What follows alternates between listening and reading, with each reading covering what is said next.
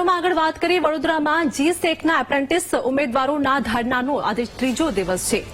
જીયુવીએનએલમાં કર્મચારીઓની જગ્યા ભરતા ભૂખ હડતાલ કરવામાં આવી રહી છે। આ સાથે જ 1200 જગ્યાઓ ખાલી હોવા છતાં ભરતી ન કરાતી હોવાનો પણ આક્ષેપ કરવામાં આવ્યો છે। અનેક વખત રજૂઆત છતાં ભરતી ન થતી હોવાનો પણ આક્ષેપ કરાયો છે।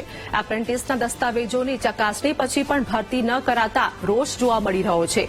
સરકારી આઉટસોર્સિંગથી ભરતી કરી રહી હોવાનો પણ ઉમેદવારોનો આરોપ છે।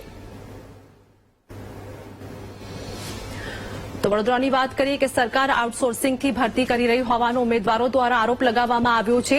જેમાં વડોદરામાં જી-સેકના એપ્રેન્ટિસ ઉમેદવારોના ધરણાનો આજે ત્રીજો દિવસ છે અને આ સાથે જ વિરોધ પણ કરવામાં આવી રહ્યો છે। ઉમેદવારોમાં રોષ પણ જોવા મળી રહ્યો છે।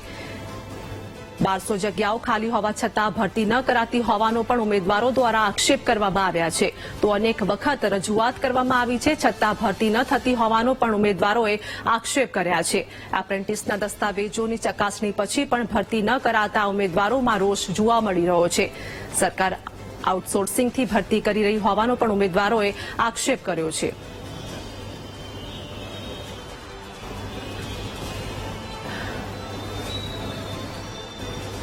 તમારી સાથે માનુ લાઈવ જોડે ગયા છે। માનુ, વડોદરામાં ઉમેદવારો દ્વારા વિરોધ યથાવત જોવા મળી રહ્યો છે। અનેક માંગ શું હાલની વધુ અપડેટ?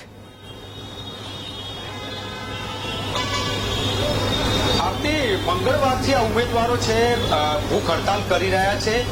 જીઈબીની વડી કચેરી છે વડોદરામાં, એની બહાર આ ઉમેદવારો પહોંચ્યા છે। જે તો વાત કરવામાં આવે તો 2022માં એપ્રેન્ટિસ ઉમેદવારોને ભરતી માટે ફોર્મ ભરાવવામાં આવેલા 800 જગ્યા એ વખતે હતી। ત્યારબાદ જગ્યામાં વધારો થયો અને અત્યારે હાલ 1200 જેટલી જગ્યાઓ છે। તેમ છતાં ઉમેદવારોની ભરતી નથી થતી।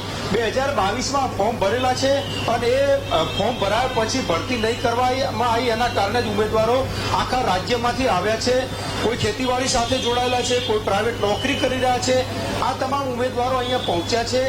મંગળવારથી જે રીતે ભૂખ હડતાલ કરી રહ્યા છે, રાત્રે પણ આખી રાત આવી જ રીતે આ ઉમેદવારો અહીંયા વિતાવી છે। શું એમની વ્યથા છે, શું એમની માંગણી છે, એમની સાથે પણ વાત કરું। 2022માં ફોર્મ ભરાયા પછી આજ સુધી જે એમને ભરતી કરવામાં નથી આવી, એ જ માંગણી કરી રહ્યા છે કે ભરતી કરવામાં આવે। શું કહો છો, શું માંગણી છે, શું હાલત થઈ છે તમારી સાથે, કેવી રીતે ફોર્મ ભર્યા?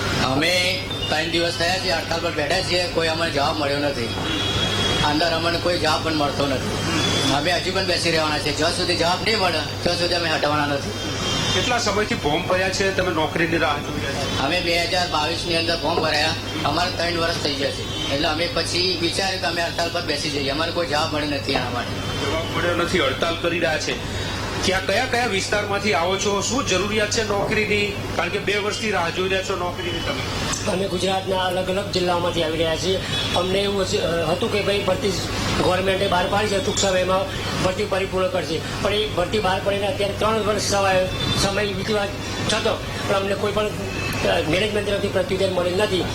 તેટલા માટે ના છૂટકી અમારે ગાંધીજી અમારે કે આંદોલન પર બેસવાની ફરજ પડી। આંદોલન કરી રહ્યા કાલે મળ્યા હતા તમે, શું વાતચીત થઈ છે, શું કહી રહ્યા છે? ભૂખ હડતાલ કરી રહ્યા છો, ક્યાં સુધી આવી ગયા? ભૂખ હડતાલ કરી રહ્યા છીએ, અમને ન્યાય નહીં મળે ત્યાં સુધી। અને જનરલ મેનેજર સાહેબ કીધું કંપનીની જરૂરિયાત પ્રમાણે અમે ભરતી કરવામાં આવશે, પણ હાલ અમે ભરતી ક્યારે કરશું એવું અમને કોઈ પોઝિટિવ જવાબ આપેલો નથી। તો અમને એમ કે સક્ષમ અધિકારીના જરૂરી નિર્દેશ પ્રમાણે અમે ભરતી કરવામાં આવશે। હજી હવે સક્ષમ અધિકારી કોણ છે એ અમને પણ નથી ખબર। જો એમનું નામ ખબર હોય તો અમે એ સક્ષમ અધિકારીને મળીને અમારું ભવિષ્ય ઉજળું બનાવીએ। મળતા નથી કોઈ અધિકારી?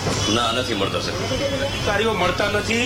ભૂખ હડતાલ શરૂ કરી છે, 2 દિવસથી કંઈ પણ ખાધું નથી ને આ ઉમેદવારો નોકરીની માંગ કરી રહ્યા છે।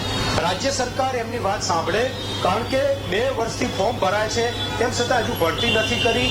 આજે ભરતી કરવાની છે એ અત્યારે કોન્ટ્રાક્ટ બેઝ ઉપર ચલાવવામાં આવી રહી છે। રેગ્યુલર ભરતી કરવામાં આવે એવી આ ઉમેદવારો માંગ કરી રહ્યા છે। જી આરતી, આભાર માનું અમારી સાથે જોડાવા બદલ, સમગ્ર માહિતી આપવા બદલ।